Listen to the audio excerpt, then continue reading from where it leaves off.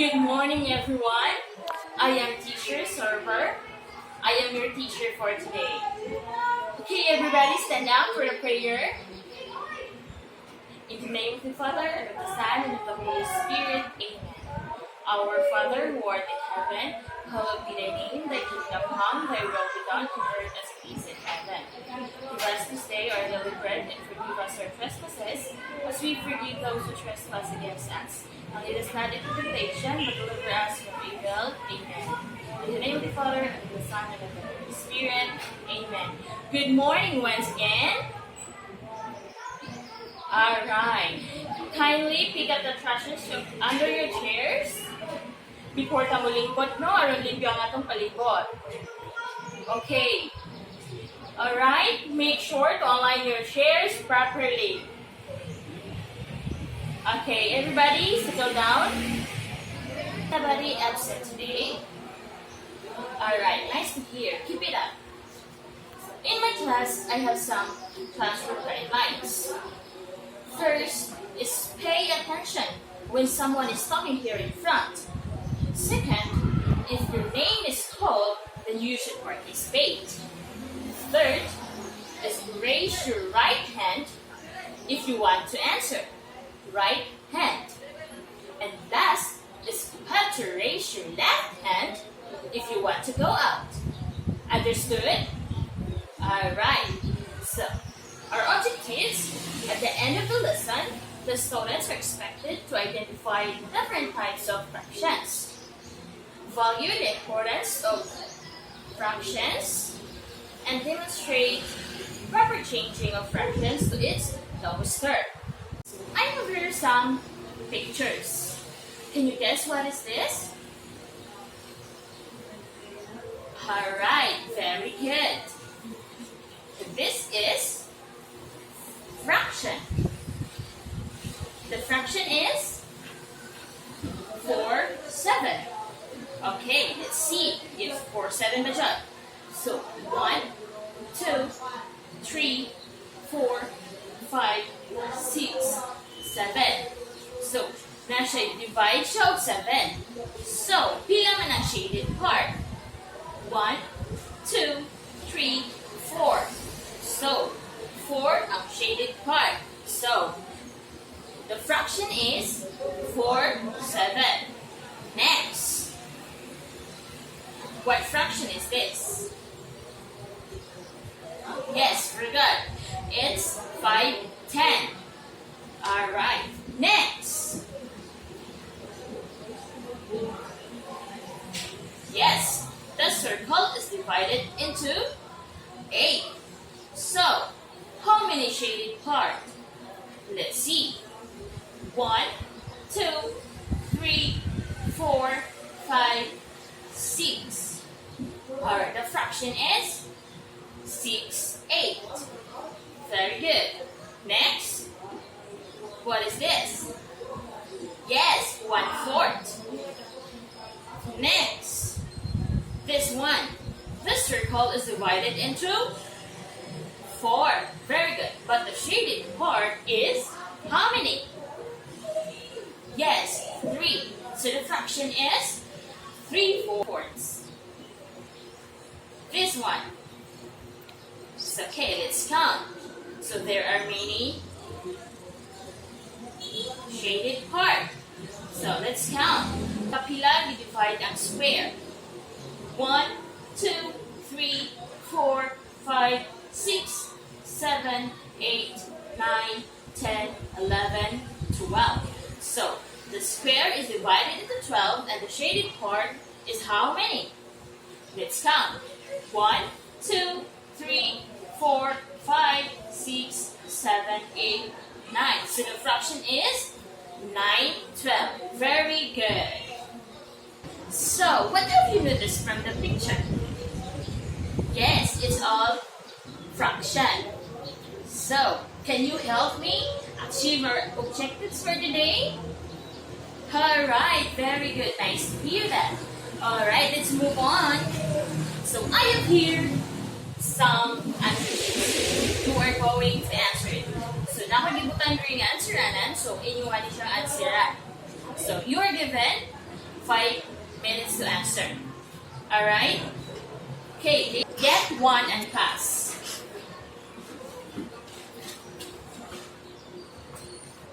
Okay, your timer starts now.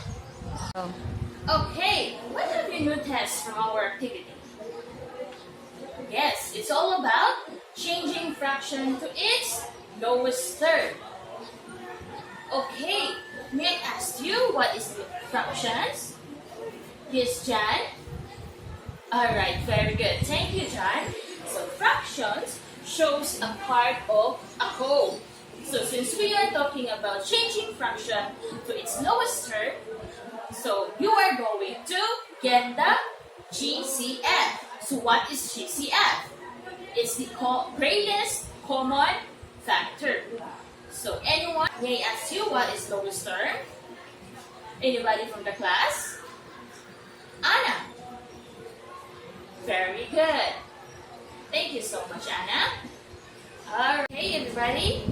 Let's have some example. So everybody read. So Kylie helps Greg in cleaning their house. They spend 2 hours doing this every Saturday. What part of the day do they spend in cleaning their house? So express your answer in lowest third. Okay, let's analyze. So what did Kylie and Greg do every Saturday morning? So Kylie and Greg are cleaning. Alright? So how many hours do they spend cleaning the house? Alright, they are spending 2 hours. So how will you describe Kylie and Greg?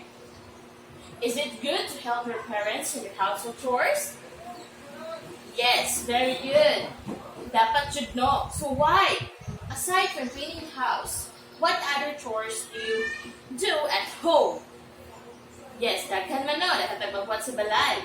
So, what is asked in the problem? Alright, let's analyze the problem. So first, let's analyze the given data or information. So, what day in a week though they clean the house? So, kung sa walong adlaw, sila maglito sa balay. So, kung sa mga adlaw, okay, class, every Saturday morning. So, how many hours though they spend cleaning the house? Yes, na ay 2 hours ang ilang spent. So, how many hours are there in a day? Kaya ito naman siya ni-analyze. So, pila man ka oras sa usa ka adlaw? Yes, na ay 24 hours in a day. So let's express 2 out of 24 hours in a day. So, 2 over 24. So, now it's time to reduce to its lowest term. Kaya nga naman, so pwede pa man siya ma-reduce. Kaya ang 2 of 24 na sila'y common. So, in order to reduce to its lowest term, also my first step na buhaton. Yes, you have to get the GCF, the greatest common factor. So, in getting the greatest common factor, na ay methods. So, na ay listing method and the prime factorization. So, let's use listing method.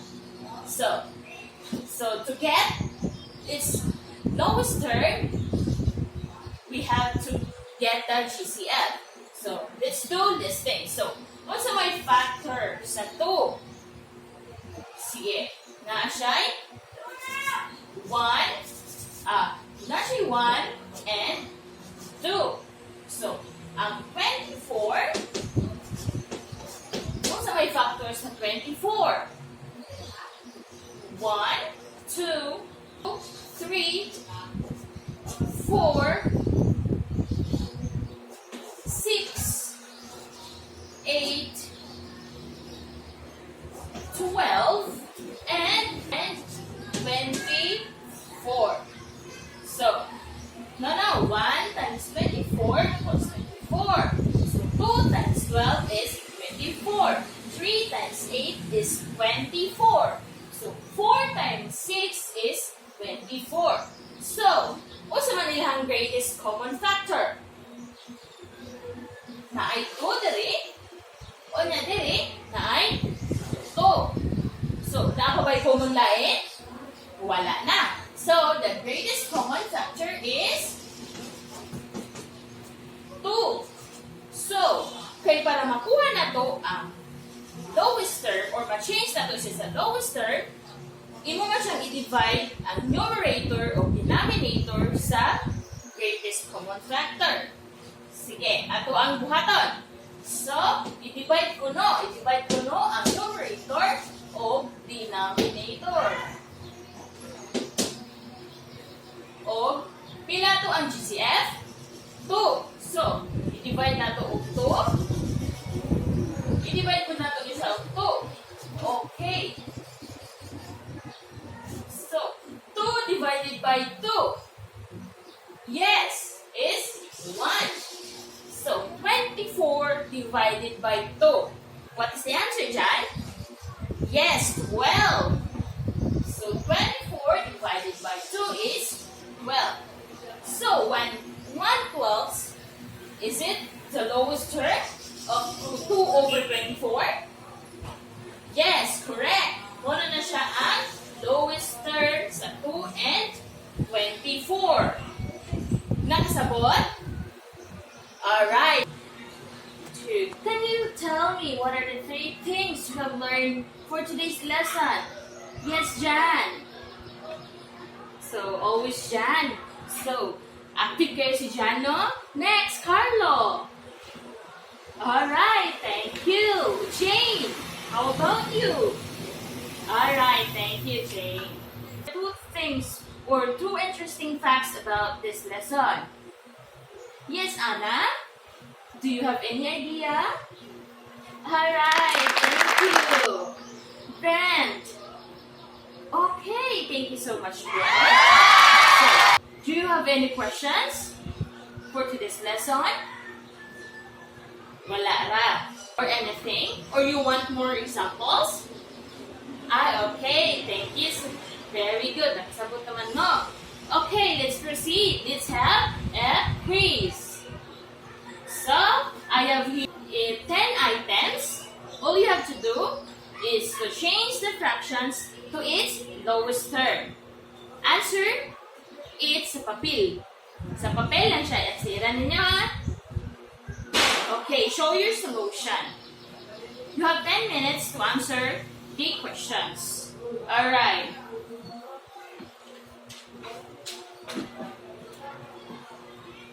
Okay, start answering now. You have only 10 minutes.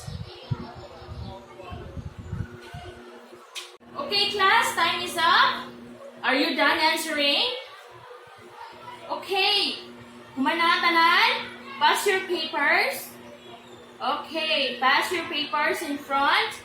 In count of 10, 9, 8, 7, 6, 5, 4, 3, 2, 1. Alright. Thank you so much. All papers in? Okay, very good. So for your assignment, so do a research or advanced study about decimals. Okay, understand?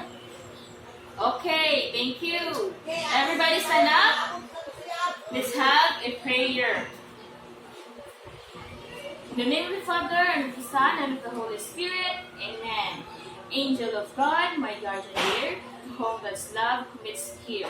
Every this day be at my side to light and guard, to rule and guide. Amen. In the name of the Father, and of the Son, and of the Holy Spirit. Amen. Goodbye, class. Okay, goodbye.